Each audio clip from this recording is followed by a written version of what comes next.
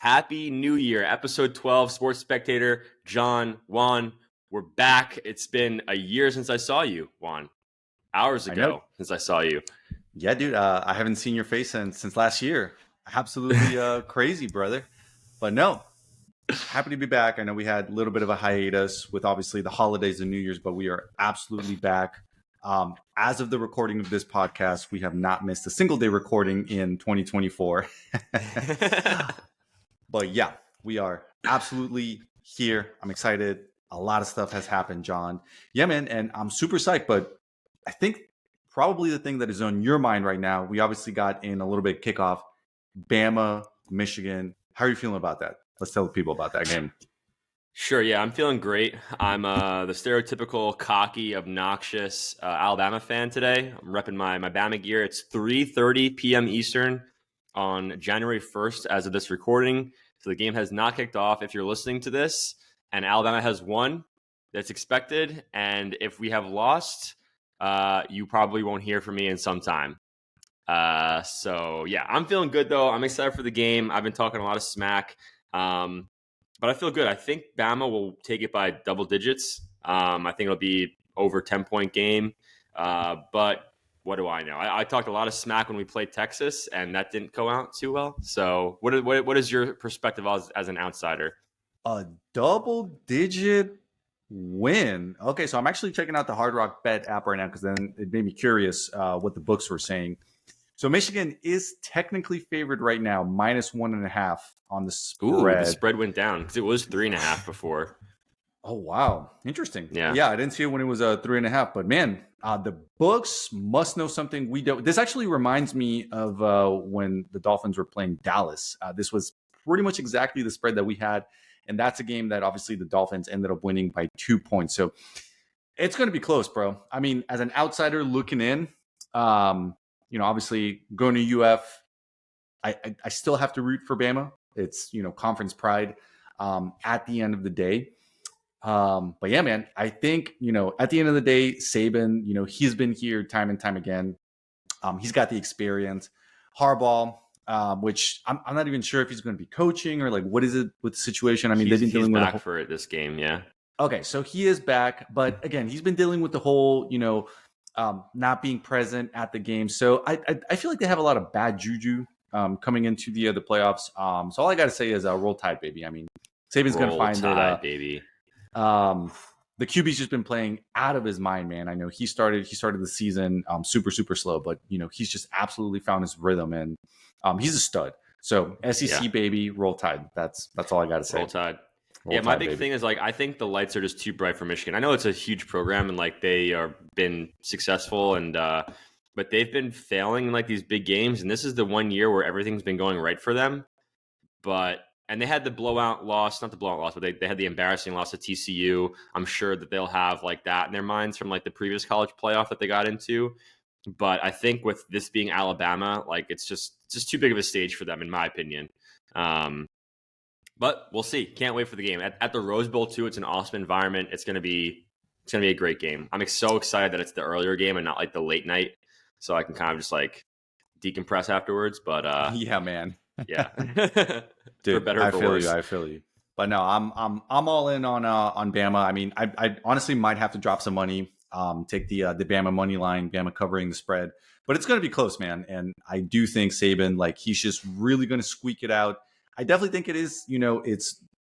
I got to say, I don't necessarily agree with them winning by double digits. That would just be insane at this point. I mean, if they do, that would be incredible. But I'm always a big believer that the books, whenever they put something this close, they know something that generally, their algorithm is telling them that the general public doesn't know. That being said, I'm still all in on Bama winning this round. Now, whether they end up facing, of course, Washington or Texas in the next round after they beat Michigan, who would you actually prefer to play between those two, John? I think I'd rather play Washington. I mean, my money's on Washington. So, I bet the future of Alabama lifting the trophy over Washington. Okay. So that's the game I'm rooting for. Are you still a little salty because Texas beat you guys earlier in the season? Yeah, of course. I mean, and I just don't want to see them they're Quinn Ewers is a great quarterback, and he torched us. And I'm all for it's hard to beat a team twice, especially in the same season. So that works in our favor, but like I don't want to see them. Like they had something that worked against us, and I'd much rather go against Washington. Um, yeah, yeah. So, Yep, I and I think that's agree. how it's going to work out too. I think both these big programs in Texas and Michigan are just going to have disappointing games in this playoff, and everything, all the lights are shining on them, like looking like the perfect moment, and I think they're just going to fall short. Um, Washington's a great team, but they're definitely not as good as like Bama and Texas and Michigan, but I think that they have that kind of team that's going to play as a team and come out with a win. So we'll see. Yeah, I always think it's funny that I always feel like the playoff committee always puts like a team that doesn't necessarily belong in the playoffs. It's always what I like to call it. I remember the one year we had Cincinnati, like they made it to the Final Four and they just got like scraped By immediately Bama, in their yeah. first match. So I'm a big believer that I think Washington's going to be the same. They're going to play their match, and I feel like they're going to realize like, yeah, lights are absolutely too bright here. Stage is way too big for us. Michael Penix, again, still an incredible QB, sensational athlete. Definitely excited to see him in the league. But yeah, I think for that team, that stage is just going to be absolutely too big. So I'm definitely predicting it's going to be probably Bama, Texas, if I'm being 100% honest with you. That'd be an awesome game. I mean, I'm sure the college committee wants that. Oh, yeah, 100%. Yeah. All the channels want that. Like all of college football would love to see that. You always have the narrative of like Texas being back and obviously like Bama overcoming all the odds this season. Just a lot of narratives that we love to see. But speaking of lights being too bright, focusing on now a team that unfortunately did show us that the lights did get a little bit too bright for them recently. And that was, of course, our Miami Dolphins. We got to talk about it, John. I know that last time we spoke, episode 11, we were hyping up this game. We said number one seed is going to be on the line for this. And it was. The number one seed was, in fact, on the line for this. We were playing at Baltimore, M&T Bank Stadium. Definitely a legendary venue, not easy to win at. And yeah, unfortunately, the Dolphins not only lost, but yeah, they just got absolutely mollywopped. To the point that after Lamar Jackson won that game, he is now minus 20,000 on the books to basically win MVP. Basically unanimous. Everyone agrees that Lamar Jackson is gonna win the MVP. I mean, bro, there's just so much that came out of this game. Just before we even get into any of the stats, any of the plays, whatever. Not only did that happen, like we got beat so bad that basically the league said, "Yeah, man, we've seen enough. Just give this guy the MVP." Like that's how bad this guy destroyed us. And on top of that, do you follow Scorigami by any chance, John? Do you know what that is? It's a great name. No, what is that? So Scorigami, it's actually a thing that I discovered on Twitter, and it's been sort of trending these past couple of years. But literally, this page on Twitter began tracking every single score that has ever happened. So like the finishing score of any game. So a game that finishes. Sport. No. Just in the NFL. Just football, NFL. Yeah. So they've been tracking that, and every single season we always have a score that has never happened before in NFL history. The Ravens beating the Dolphins 56-19 was in fact. So when this does happen, they call it a scorigami. So them beating us, not only did Lamar unanimous MVP now, but we also got scorigamied. And that to me was just like, wow, really adds insult to injury. So the other part of it was this was the third most points scored in Dolphins regular season history as well. Yep. The number one was also the Ravens. Yeah. Also the Ravens, which I believe that game was, I know exactly the one you're talking about. I think that one, it was 2019. And I want to say we lost like 59-10, something like that. But yeah, like they just absolutely destroyed us. And again, I was scared going into this game. I definitely was not saying that we were just going to absolutely cruise past the Ravens because they've been an absolutely dominant team. And I mean, since last time that we recorded an episode, they beat the 49ers, which are arguably the best team in the NFC. And obviously there's, I gotta be honest too. I gotta be honest, man, like they are looking like the real deal. But let's talk a few things about the games. Obviously there is the negatives. Obviously lights got a little bit too bright. Tua, unfortunately I think he had 2 interceptions. Yeah, I don't believe he had 3. But again, some costly mistakes that, unfortunately costed us the number 1 seed. But we did see a lot of positives. Cedric Wilson, low key, an absolute stud of a receiver. River Crawcraft. It's also a name that I feel like a lot of people forget. But the guy is also a stud. He is an absolute great blocker. Devon A-Chain's still an incredible runner. But yeah, man, those are probably the only positives that I took away from that game. I mean, Tua ended up Dude, getting Tua banged was up. tripping. He He was was. not having a good game. Like that was the 2-minute drill. Like when he threw that last pick in the first half, when it was 2:01 and it hit 2 minute and they didn't call it, and then he just throws that pick. You're just like, bro, what the fuck are you doing? So he had a horrible game, and yeah, man, Lamar Jackson was just on one, dude. He really On was, one. man. And you know what? I've always been a big Lamar Jackson fan just because, ever since coming out of Louisville, I feel like he always had a lot of criticism. There was always the joke that like, oh, he should have been a running back. I remember there's a specific graphic that trended for a while where someone photoshopped Lamar being on the Chiefs, and he was basically taking handoffs from Patrick Mahomes. Someone literally captioned that if Lamar was on the Ravens, he would basically be the running back. So that was always the joke. So I'm kind of happy because I respect the guy. He silenced the noise. He like quieted the haters, and he's just like, yo, he went out and he balled. Obviously, it sucks that he basically destroyed us. That wasn't the ideal outcome, but I'm always happy to root for these types of guys, like the types of guys that don't let the noise get into their head and they just simply go out and ball out and do what they need to. So, mad respect for Lamar. I mean, he's gonna definitely win a second MVP, well deserved. I mean, again, this guy's been fighting an uphill battle ever since he came out of Louisville. So I'm happy for him. I'm definitely happy. Again, I'm not happy with the score. I would have much preferred to have won and to have secured the number 1 seed, the first round bye, a guaranteed home playoff game in the divisional round. But unfortunately, we can't always get what we want. And on top of that, we did get a lot of injuries. Bradley Chubb officially out for the season with a torn ACL. I got to be 100% honest. Kader Kohu as a cornerback, I really want to like him as a cornerback, but man, for whatever reason, Vic Fangio always puts him against like the WR1s of every single team. When we played the Bills, they put him against Stephon Diggs, who was constantly getting torched. Against the Ravens, he got put one-on-one against Odell Beckham, and literally Odell at 33, 34 years old, literally like one-handed caught on Kader Kohu, to the point where I'm just like, maybe let's try to put Jalen Ramsey or someone else. I feel like it's a little bit too much for the guy. So again, I don't know what is going on behind the scenes with the coaching, some questionable things, but I'm still all in. I still believe in McDaniel. I still believe in Vic Fangio. And all I got to say is, let's put this behind us, and we will silence all the doubters if simply come the second week of January, we just win a playoff game. And that's all it boils down to, is just winning a playoff game. Like, let's learn from our mistakes.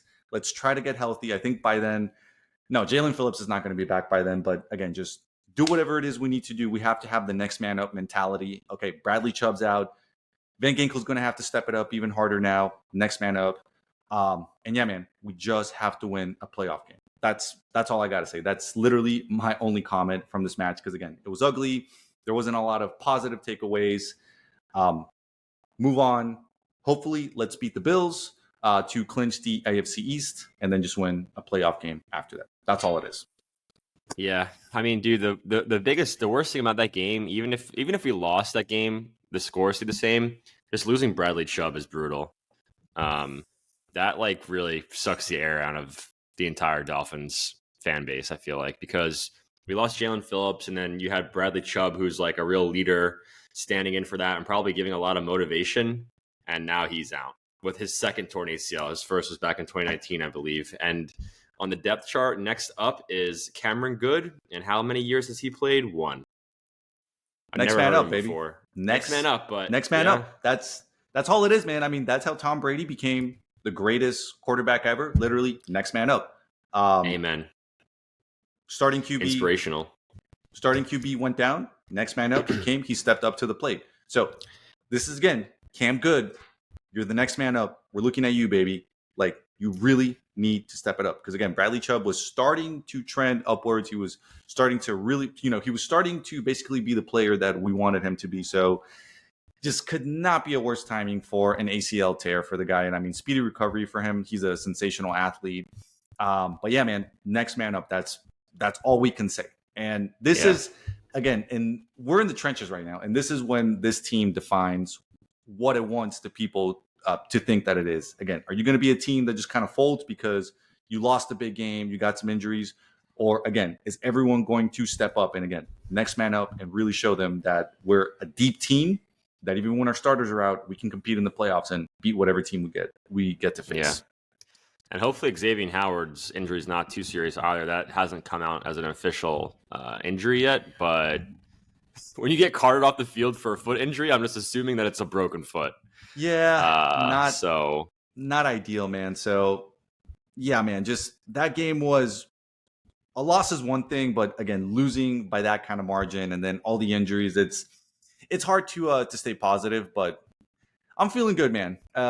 What I've seen is that the one thing that this team is really good at is learning from past mistakes. So I do think that they're going to learn from this and they're going to go into the playoffs a lot better of a team. That's really my biggest takeaway from this particular game. That is a good takeaway. Yeah, I mean, like, and if these guys that can step in for Bradley Chubb and Xavier Howard can give us even a percentage of what A-Chain has, then we'll be good. Yeah, man. So fingers crossed, man. Next man up, like you said, huge opportunities for these guys, especially at this point of the season. Like, the lights are bright, pressure's on, great competition. And yeah, so who does it look like we'll play? We'll play maybe the Jaguars, the Bills, Colts, Texans. So pretty good matchups for the first round, if depending on who we get. There's no real serious threat there besides the Bills. Can you imagine playing the Bills and having to play them again first round playoffs? That would be brutal. That is legitimately that could happen very much so. Which, it is what it is. But what I just want to address something that you mentioned that, you said, all right, if we play the Jags, if we play the Colts, it's like, that's not too serious of a competition. But man, these NFL players turn into a different breed during the playoffs. Like, whatever intensity these guys were playing in the regular season, in the playoffs, they turn it to 100. I mean, look at Jacksonville. Perfect example. Yeah. A year ago, they were facing the Chargers. They were literally on the cusp of losing that playoff game. And then Trevor Lawrence just turned into a superhero on the field, brought them back, and ended up winning that round. Of course, the next round they ended up facing the Chiefs and unfortunately lost. But again, that's playoffs, baby. Like, teams become something different. So whoever we play, even if we were to get the number one seed, whoever we play, you have to take them seriously. Like, no matter who it is. If it's the Colts, if it's the Jaguars, if it's the Browns, whoever it is, like, we have to take seriously. Like, those are teams that made it to the postseason for a reason. So I just hope that's the mentality that the team is taking, that it's serious, man. We got one more game in the regular season, which is still a big one, because winning that one is going to determine if we get the number 2 seed, which again will at least guarantee us a home playoff game. And we'll also, clinch the division. I actually don't think I've seen the Dolphins clinch a division title. Yeah, I literally have to think about it. No. They literally have never clinched the division since I have been a Dolphins fan. So that would be neat, just winning the division. That's always fun. 2008. 2008. I was 15 years old. So this was Juan in high school. I literally could not care any less about the NFL at the time. So yeah.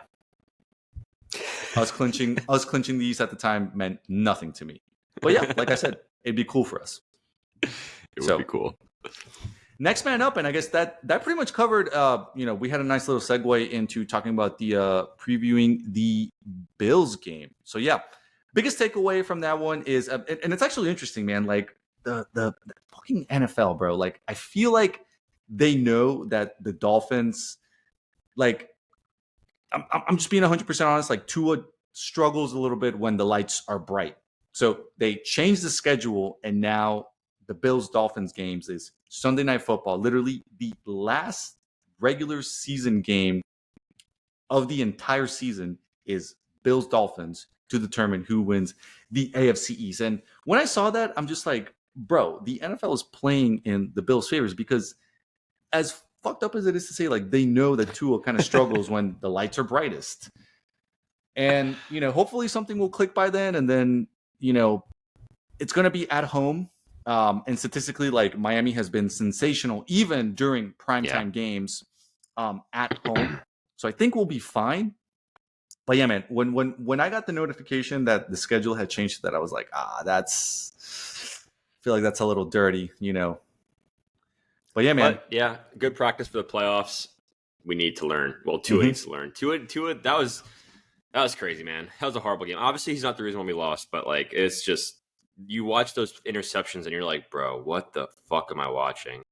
Felt like I was looking at like a backup quarterback. But yeah, man,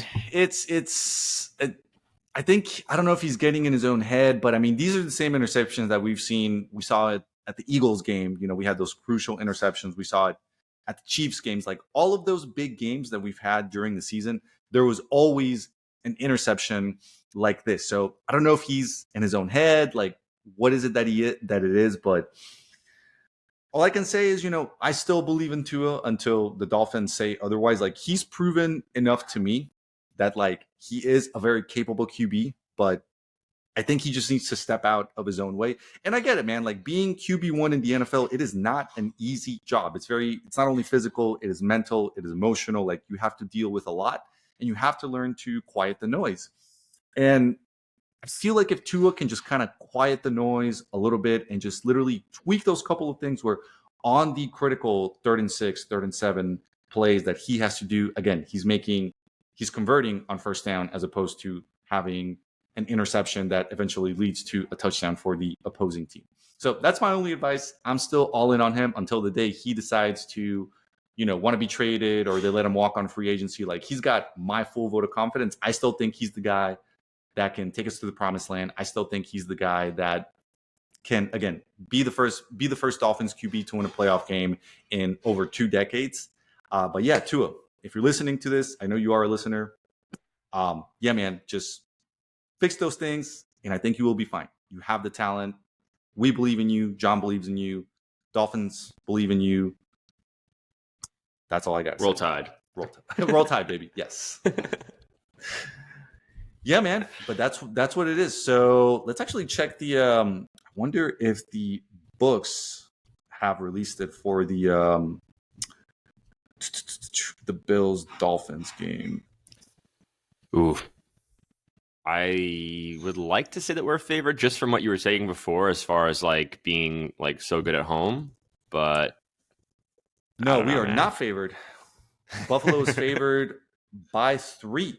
So again, it's gonna be close, and I feel like Miami's gonna play spoiler there. I actually do think, again, they're playing at home. They're a lot better on that field.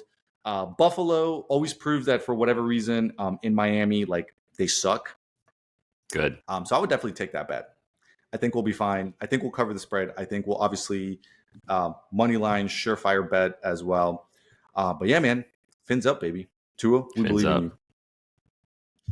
Okay, and I think that actually about wraps it up for everything that we want to talk about football wise. The only other point I had here, I had it in big capital letters, is like, we have to win a playoff game, otherwise the season means nothing. And I was actually having this conversation with my dad that, like, in professional sports, it literally doesn't matter what you do in the regular season if in the postseason you can't perform. So all of those games, all of those historic statistics that we had during the regular season, having, the greatest show on surf or the greatest show on turf, like people were calling it different things, having the number one, receiving offense, having, a top 5 defense, beating the Broncos, 70 points to whatever the score was, it feels like forever ago. Again, that's going to mean absolutely nothing if you cannot win a playoff game.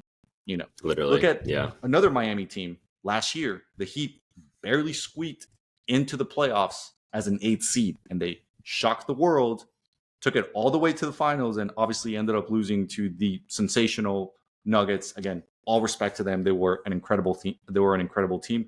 But again, literally all the shit how badly they played during the regular season literally did not matter one bit because they performed when it matters the most. So that's all I got to say, man. Just win a playoff game, and I promise you the fans will be happy. To me, if we win just one playoff game, the season will be, I'll consider it a success. That's all I got to say. Yeah, that's a great take, and it's true because it's like no one cared about the Miami Heat regular season after they made it to the playoffs and the final run. So just same thing with this, and there's going to be an NFL team like there's every year that makes a run in this playoffs, and it very well might be the Jacksonville Jaguars who we might play in the first round. So yeah, man, could be, we'll see. Could be, but yeah, all eyes on clinching the AFC East, then playoffs. That's it, baby. It's actually insane that we're literally pretty much at the end of the NFL season. Like football, we're going to be going through that awkward moment from February all the way to September where there's just like no football, and all we have is hockey. Obviously, Heat are going to be playing, so we'll be paying a lot more attention to that moving forward. But yeah, that's always my least favorite time of the year, is in between Super Bowl and September. Yeah, at least there's soccer too now, though. There is. That is an excellent point. So we do have that to distract us until September rolls around. And again, I'm back to making absolutely sensational takes, and then I have a day like this where I have to kind of bring myself back down to earth and just be like, "Oh, wait a minute, let's be reasonable here," But yeah, man. But speaking of the Miami Heat, that actually leads me very nicely into my next point. So Heat, obviously, we've had a lot of games. Not a whole lot to really discuss. We've had some good wins. We've had some good losses. But the team's looking good. Jimmy right now, I think, is injured, but the team is looking pretty elite. Miami Heat is a perfect example of next man up mentality. We see it every single year. Again, we got Haywood Highsmith, Jamal Cain. We got all of these guys that, again, it seems to be that Eric Spoelstra finds them out of nowhere and turns them into superstar. So again, we're still a lot of basketball to be played in the regular season. So again, we obviously have standings, but I feel like the playoff picture doesn't really start to come together until, the All-Star break, in my opinion. But I did want to call out a couple of things, and that is that my boy, Nikola Jokic, finally was in the starting lineup this past week. And that just absolutely made my day. I don't know why, but when the Heat drafted this kid, I was a fan from the get-go. Like, I just loved it. He was Eastern European. He was just like a better looking, more athletic Nikola Jokic. And literally, like, their name is different by like one letter, Jokic. So I was a fan. So, I was really upset kind of seeing him. Like, he wasn't getting any minutes. He got relegated to the G League for a while. Well, I guess relegated is not the right word. He got placed in the G League for a while. And then when he got put in the starting five, now, mind you, he only had 10 minutes of play that game, but that was 10 minutes that he put up 6 points. And again, it doesn't sound like a lot, but if you think about it, in the span that you play, you're almost scoring a point a minute. That's pretty good, if you ask me. So I'm still very hopeful on my Jovic agenda. I think he's going to come in very useful. Like, Spoelstra is definitely cooking something up, and I'm excited to see it. So that was probably the biggest thing that I wanted to mention. We are huge supporters of Jovic on this podcast. So just absolutely love to see it, bro. Dude, he's only 20 years old. Exactly. He's a kid. Can't even drink. He's literally a kid. Like, he'll literally make a three from half court, but cannot go into Gramps and buy a beer. How crazy is that? Yeah, Spoelstra is definitely cooking it up. You gotta treat these players with like a date, like you're taking a woman out. I can't go too fast. Gotta be nice and slow. Mm-hmm. And he'll be ready for playoffs. I think by the time playoffs come around, he'll be ready to be a star. I think so too, man. I mean, Eric Spoelstra, obviously, like, the guy performs. Like, he sees the forest for the trees. Like, he, again, we've been talking about it, like, shutting out the noise. Like, that is a guy that can shut out the noise, and like, he has a plan. He has a field of vision, and like, he's obviously doing something, because time and time again, we see that he just takes these players that no one's ever heard of. Again, no one knew who Jovic was until he got put on the Heat. No one knew who Haywood Highsmith was until they played for the Heat. No one knew who Jamal Cain was until he started playing for the Heat. And again, Spoelstra just keeps finding these guys. and putting them in these situations.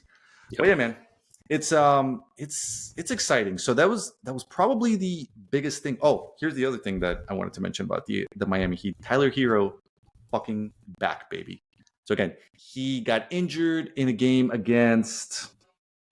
I'm having a hard time remembering what game it was, but I remember he like fucked up his foot. He landed on someone's foot when he was coming up back down from a jump shot. So he was out a couple of weeks.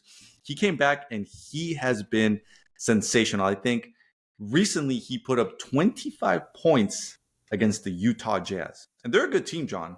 Like, they're technically currently in the playoff picture in the West. And the West is always competitive. So for him to come back, and like the offense just looks completely different. And I mean, again, I feel like this has been the theme of this particular episode, but again, like shutting out the noise, like Tyler Hero has also been a perfect example of someone who's like shut out the noise. I mean, every single offseason since this guy since we drafted him out of Kentucky, I feel like he's always been a part of like trade packages. So like every single time there's been a superstar in the market, Donovan Mitchell, Kevin Durant, obviously more recently Dame, like Tyler Hero was always in the swirl of rumors where it's just like, oh, he's going to get traded to that team in order for Miami to get this superstar. And every single time it never ended up happening. Tyler Hero, again, he could be upset about it, but what does he do? Shuts out the noise and comes back and balls. And that's major respect, bro. Because for you to be in the middle of all of those rumors, like the average individual would probably crumble. But again, I feel like he hears the noise and he takes it as like fuel to just make his game even better. And again, people forget that Tyler Hero was awarded the Sixth Man of the Year. I think it was 2-3 years ago. So he's still really good. Yeah. But people forget, John. I didn't know he went to Kentucky either. What a baller. Yeah. Him and Bam, I think, no, they did not play at Kentucky together. Yeah. Product of Coach K. Yeah, Wow. He's a stud. He is a stud. But yeah, man, a lot more Heat coming up. Like I said, I feel like right now our big focus is the Dolphins. That's pretty much where we're going to be putting all of our attention. But again, as we start shifting to football season being over, and again, as more of the regular season of basketball, because I mean, we got to admit it, like there's too many basketball games. Not every single one is going to necessarily matter until later down in the stretch. But yeah, we'll be covering that a lot more as football season gets archived for the year. You know what I'm excited for? I'm excited to start covering the NFL draft when that comes around. And like who we're going to pick and stuff like that. I'll tell you who we're going to pick. We're going to get Ricky Pearsall out of Florida. I'm calling it right now. Dolphins. What position is he? Wide receiver. He is the wide receiver. Literally. I remember watching him play when I went to go see Florida, South Carolina, and it just seemed like every single time that Graham Mertz threw the ball, as long as it was just generally in his direction, like he caught it. Like, I don't know if you've ever seen that meme where like someone will be like, so like a good example would be, I was going to say Josh Allen and Diggs, but no, I don't want to say that. That feels like bad karma. Sacrilegious. Maybe like Patrick Mahomes and Travis Kelce. Like there's always a meme where like it'll be like, fuck it, like Travis Kelce is down there somewhere. Yeah, that was basically the Gators with Ricky Pearsall. Like Graham Mertz was just like throwing the ball, and it's just like, fuck it, like Ricky Pearsall is out there somewhere. So yeah, I'm starting the agenda right now. Dolphins drafting Ricky Pearsall. I will be the first in line to get that jersey. The guy is sensational. He's like Julian Edelman. You think he can wait until like a third or fourth round? Because there's no way we draft a receiver early, right? I do think, like, I feel like he might fall to the third round because I feel like he's obviously not a Marvin Harrison type of guy. So he could, because I don't think, I would imagine in the first round we would hopefully be loading up on defensive positions and O-line. That would be like my immediate concern. So he could, but again, I would be happy with wherever he went. I always root for my Gators wherever they go. It sucks that, like, I think the last time that I saw a former Gator on a Dolphins roster was Antonio Callaway, and he was a practice squad player. So, yeah.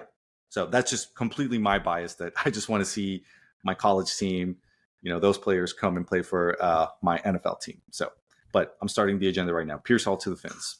Ricky Finsaw is what I'm going to call. Wow, Hashtag nice. Ricky Finsaw. That's I'm gonna clip that and I'm gonna start making that a trend. You heard it here first.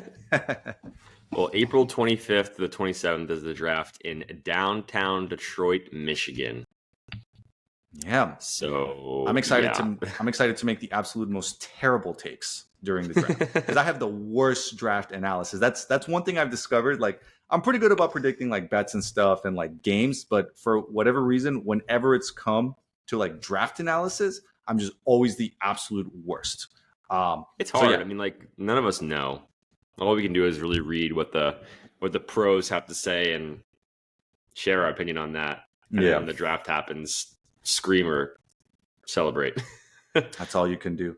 But you never know. Maybe the Dolphins just pick an absolute wild card and maybe like trade up for like a higher pick and then end up drafting like, one of the hot QBs this season. So like, Caleb Williams or like Drake May and like do something crazy and, pull off what like the Packers did to Aaron Rodgers when they drafted Jordan Love, just something like crazy.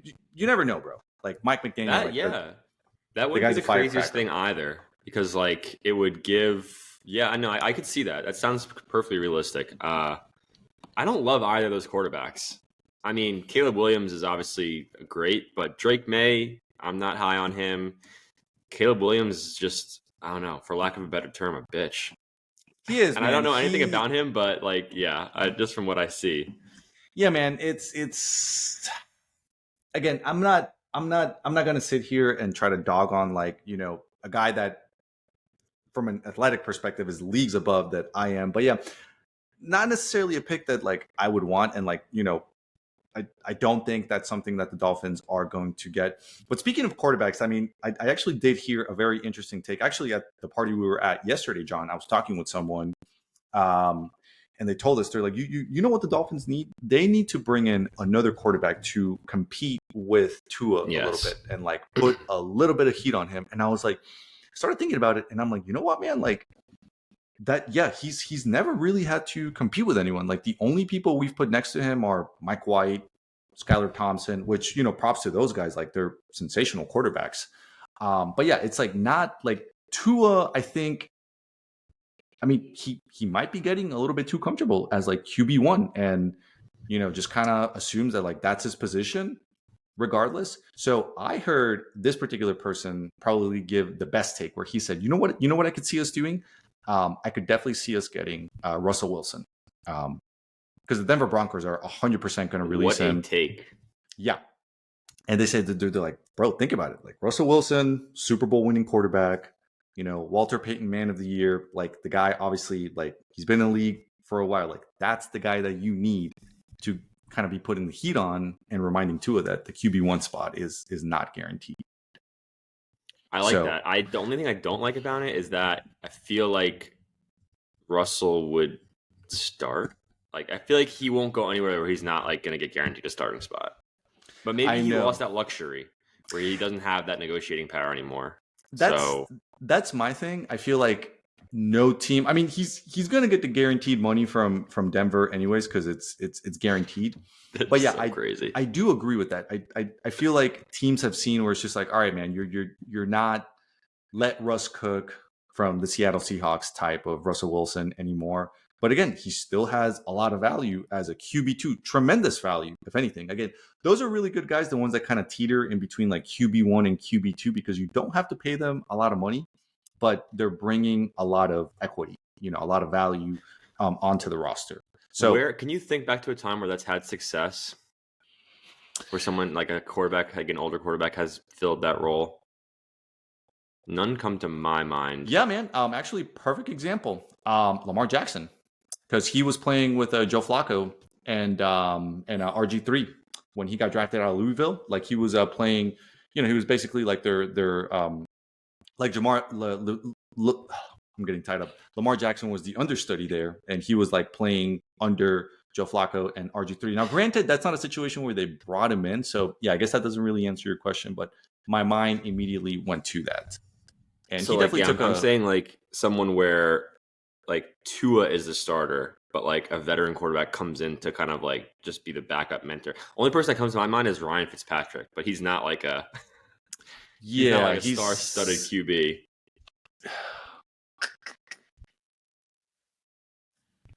Maybe Aaron Rodgers to the Jets.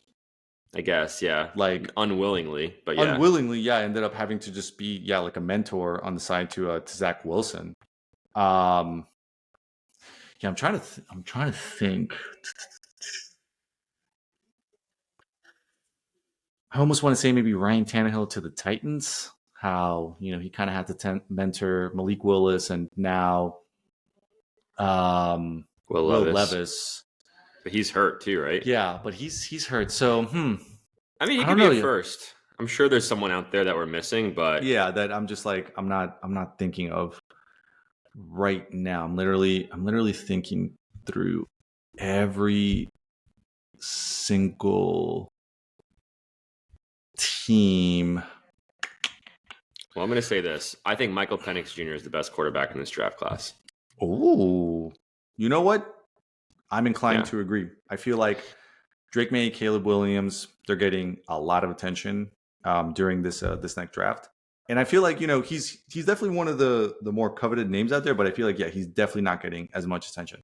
I would agree with that as well. I think he is also the best quarterback. Yeah, it's crazy. In like that draft he class. has the most passing yards in college football.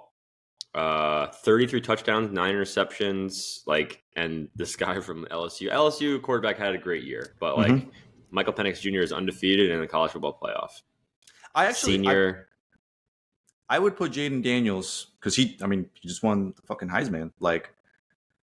I would probably put him out there as like a low key, like top tier QB that I don't think enough media outlets are talking about. So you heard it here first. The Sports Spectator, we're claiming it. Jaden Daniels, or at least I am. I don't know if you agree, John, but we definitely agree. Michael Penix Jr., number 1 overall. I'm going to throw my hat in there and say that I'm also a big fan of Jaden Daniels because, again, he's also like a guy's guy that, again, I always love these types of stories. He left, I think it was Arizona or Arizona State, one of those two. Arizona State. And he was getting a lot of flack for that. And people were just like, he's going to suck. So I always love seeing like guys that come in and like overcome that adversity and just become like great. And again, that LSU team had zero expectations. And again, for him to do what he did and like end up winning the Heisman, especially when you're competing against guys like Williams, Drake May, a lot of guys that are getting, they're like media darlings, basically. So I respect that. So because of that, like he gets my seal of approval. All right, man. But yeah, let's just change gears here a little bit. Yeah, man. So we talk plenty of NFL. We talk plenty of Heat basketball. I mean, I wasn't even expecting that we were going to talk about the draft, but now you got me excited about talking about that. It is exciting, yeah. It is exciting. So I'm excited about that actually. So great call out there, John. So I guess we definitely want to talk about anything Inter Miami. I mean, biggest news recently was the Luis Suarez officially at Inter Miami, man. Yeah, we're going to be balling. I mean, this is the year where I think we win everything. This is probably the best opportunity to do so, as long as everyone stays healthy. Excuse me. All the boys are back in town. They're going to be really excited for this one season, and then I don't know how much tread they're going to have on their tires after this season because we're in a lot of different tournaments. We have the regular MLS season, of course. Now we're in the Champions League, which starts up in one of our first games. Leagues Cup, and the Open Cup. So 4 major tournaments going on, including the league. So yeah, last season we were Team Messi treble, and this year we'll be Team Messi quadruple. Is that what you would say it? I don't know. Quad. Team Messi quad. Yeah. That's what I would say. So yeah, hashtag Team Messi quad. But yeah, we've got a cool preseason schedule. Preseason, I mean, usually who really cares? But when it's Messi, of course, everyone's going to care. Yeah. So January 19th is our first preseason game. We play against El Salvador. It's a very weird preseason match. I've never seen anything like that where we play a national team, especially in El Salvador. Yeah, I was about to say, a club team playing a national team. Interesting. It's definitely peculiar. But yeah, I mean, Inter Miami going to the Bitcoin capital of the world, El Salvador. Yeah, you're right. I I don't know if you follow their president on Twitter, but that guy is actually he's great. I'm a big fan of him. He is. So I'm sure he had a reason in that. Yeah, I'm sure.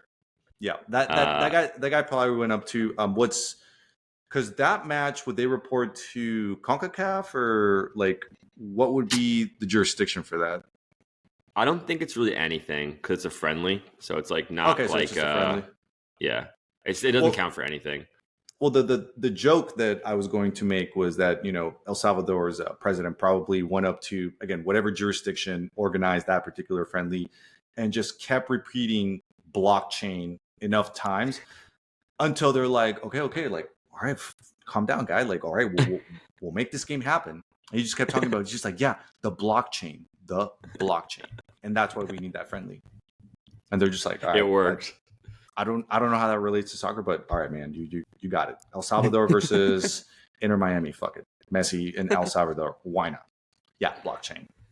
Okay. So speaking of interesting geographies, after that, 10 days after that match, we go over to Saudi Arabia to play 2 matches there versus Neymar's Al Hilal and Cristiano Ronaldo's Al Nassr.